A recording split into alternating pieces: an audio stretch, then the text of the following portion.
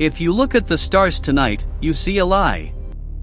66 million years ago, a rock the size of Mount Everest was supposed to slam into the Yucatan Peninsula and reset the clock of the world.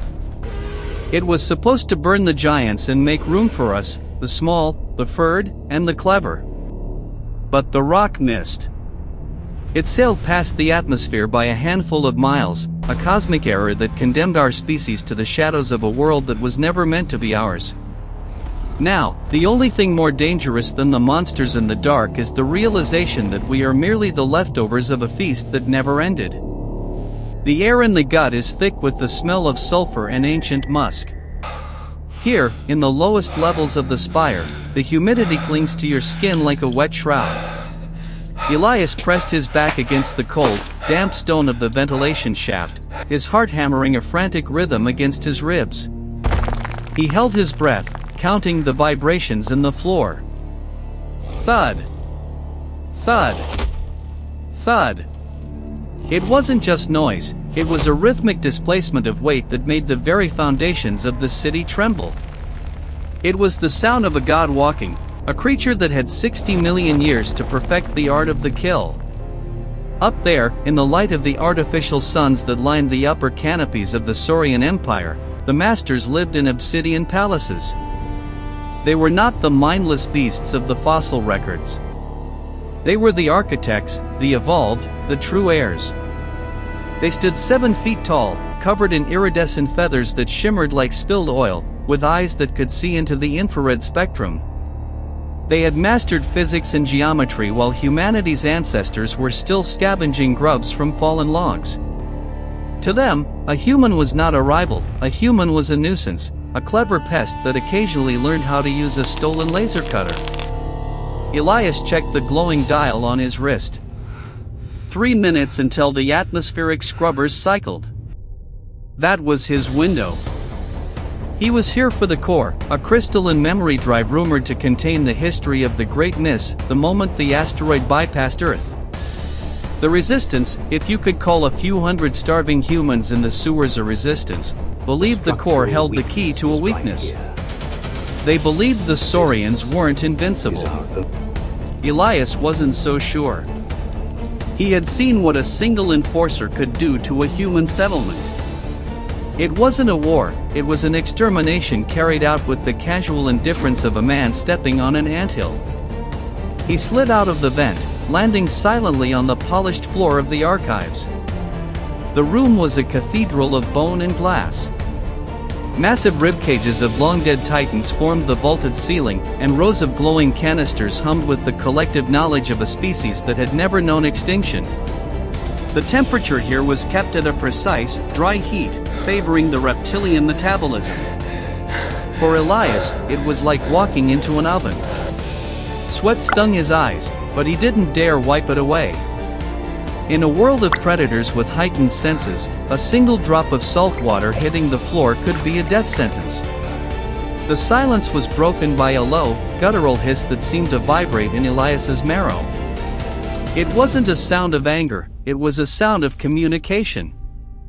He froze, melting into the shadow of a massive display case containing the preserved skull of a primitive tyrannosaur, a reminder of the architect's barbaric origins. 2 enforcers crossed the far end of the hall. They moved with a terrifying, fluid grace, their digitigrade legs clicking softly on the stone. They spoke in a language of clicks and whistles, a complex tongue that human vocal cords could never replicate. They carried pulse rifles that looked like they had been grown rather than manufactured, bioorganic weapons bonded to their own nervous systems. Elias waited until the orange glow of their islets faded into the distance.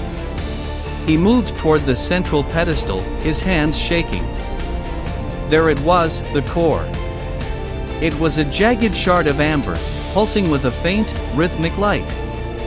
As he reached for it, a realization struck him. The pedestal wasn't just a stand, it was a terminal, and it was active. A holographic display flickered to life, projecting a map of the solar system. He saw the asteroid, the one that should have ended it all. But in this simulation, the trajectory was different. It hadn't missed by chance. The data streamed across his vision, translated by the primitive black market lens in his eye. The Saurians hadn't just survived the asteroid, they had moved it. 66 million years ago, their ancestors had already achieved a level of technological sophistication that allowed them to deflect a planet killer. They had curated their own survival, ensuring that the age of reptiles would never end. But the simulation didn't stop there. It showed the trajectory of another object, one currently passing the orbit of Jupiter. A second rock. A second chance. Suddenly, the lights in the archive shifted from a warm amber to a piercing, clinical blue. The hissing sound returned, but this time it was loud, echoing from the rafters above.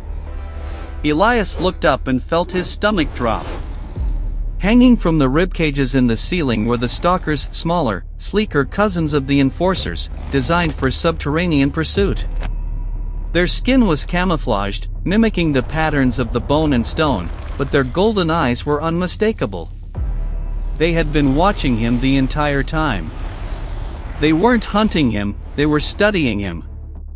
One of the stalkers dropped, landing with impossible lightness 10 feet in front of him. It didn't charge. It tilted its head, a gesture that was hauntingly human. Then, a voice emerged from a speaker embedded in its throat, a synthetic, reconstructed human voice, cold and devoid of inflection. It asked him why the vermin sought the record of the Great Miss. It told him that the first rock was diverted to preserve the Empire, but the second rock, the one currently approaching, was not an accident either. It was a harvest. The truth hit Elias like a physical blow. The Saurians weren't just the masters of the earth, they were the gardeners of it. They allowed the mammals to exist in the margins, to breed and evolve just enough to provide a biological diversity they could exploit. Every few million years, they would orchestrate a minor extinction event to thin the herd and restart the cycle of competition. Humans weren't the heirs to the throne, they were the cattle being kept in a pen until the next culling. The asteroid wasn't a missed opportunity for humanity, it was a scheduled maintenance of the planet. The stalker stepped closer, its claws clicking on the floor. It didn't use its weapon. It didn't need to. It told Elias that the resistance he belonged to was a project, a controlled experiment to see how the human brain responded to the threat of total annihilation. The core he was trying to steal had been left there for him to find. They wanted him to take the information back. They wanted the humans to know they were helpless. Terror, the creature explained, improved the quality of the neural tissue they harvested. A hunted prey is a more complex prey. Elias felt a surge of cold, white-hot rage. He looked at the amber core and then at the creature.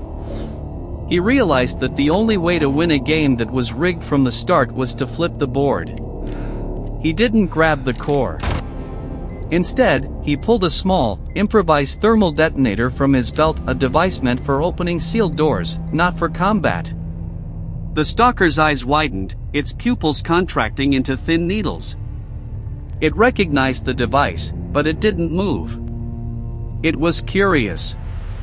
Even in the face of its own destruction, the predator's primary instinct was to observe. The explosion didn't level the Spire, but it shattered the archive's central terminal. The holographic map flickered and died. The amber core disintegrated into 1,000 useless shards. For a moment, there was total darkness, followed by the blaring of alarms that sounded like the screams of dying dragons.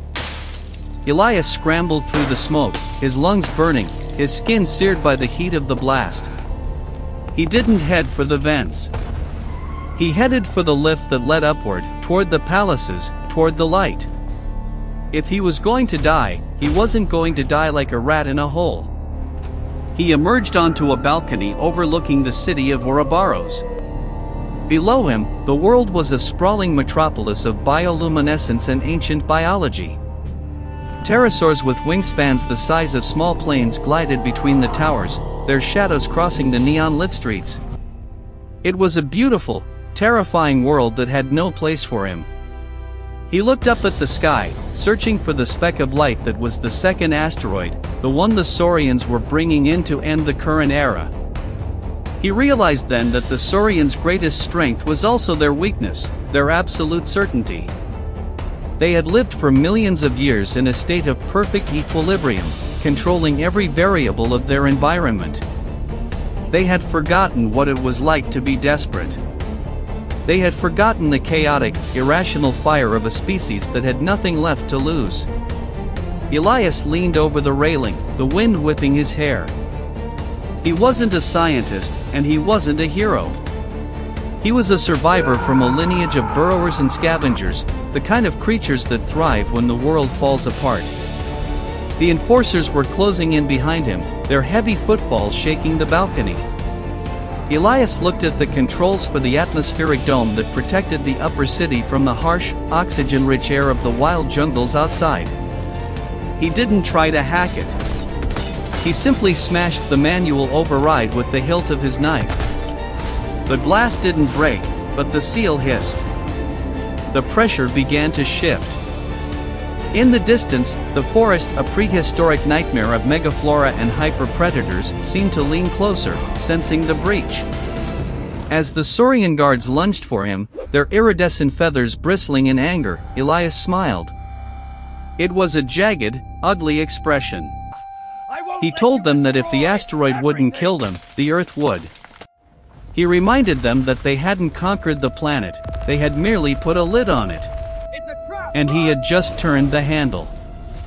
The alarms changed pitch, a frantic, high-frequency wail that signaled a total containment failure.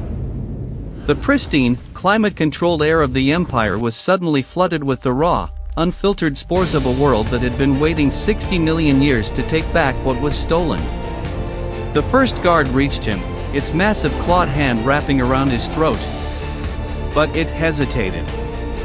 It sniffed the air, its pupils dilating in sudden, genuine fear. For the first time in an epoch, the apex predators smelled something they didn't recognize, a threat they hadn't engineered. The jungle was coming inside. The ancient pathogens, the hyper-aggressive fungi, and the scent of 1,000 hungry things that lived in the dark were pouring through the vents. The Saurians had spent millions of years avoiding extinction, but they had forgotten that life doesn't just survive, it consumes. Elias felt the grip on his throat loosen as the enforcer turned to face the darkening hallway. He fell to his knees, gasping for breath, watching as the shadows of the Spire began to move on their own. The humans in the sewers wouldn't survive the chaos that was coming, but neither would the gods in their obsidian towers. The second rock was still coming, but it wouldn't find a harvest. It would find a world in flames, a world where the hierarchy had been shattered by a single, desperate pest. He laid his head back against the cold railing, watching the stars. The great miss had been a mistake of physics, but the great fall would be a triumph of will. As the first of the jungle's horrors breached the balcony, Elias didn't scream. He simply watched the sky, waiting for the light to finally, mercifully, go out. The age of giants was over, not because the sky fell, but because the ground finally rose up to meet them. And in the end, the dark thriller of history was always written by the ones who were willing to burn the book.